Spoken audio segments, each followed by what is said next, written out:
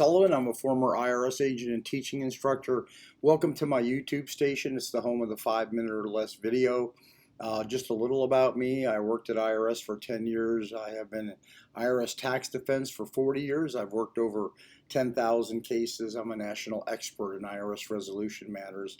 The reason I'm not in a coat and tie, I don't do that when I'm in my office. I shoot these videos right from my house.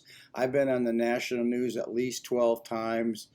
You can see all my videos on national broadcast at 777irs.com. I urge you to go there. You can see my videos. More importantly, my team of former IRS agents there. You will see a whole bunch of people that have a lot of knowledge, maybe over 250 years of IRS work experience. I have CPAs and tax attorneys on staff. Anyway, today I want to tell you, if you owe over $250,000 in tax, I put that out there because we have many people. We're kind of large dollar specialists in this. Our team has worked a ton of these cases, and IRS is going to work your case just a little different, and that's why I'm putting this out there really for you to know. So as a former IRS agent, revenue officer, and the people on my team, we've worked these cases as agents. We take a closer look at these cases than any other case because they're high dollar, and IRS puts a premium on high dollar cases. As a matter of fact, if you owe over $100,000 in tax, IRS is going to put the highest grade revenue officer on your case. So what we know is we know what they're going to ask, we know what they're looking for.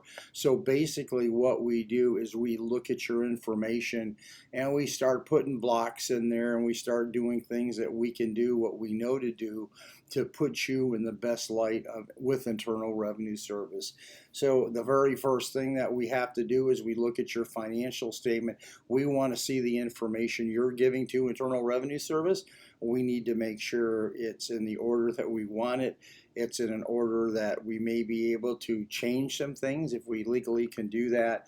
So you get the best situation to find out if you're eligible for an offer in compromise to settle the debt, whether we can put you in hardship or even a payment agreement. By the way, if you owe this type of money, many times IRS has already filed the federal tax lien, and many times IRS has restricted your passport.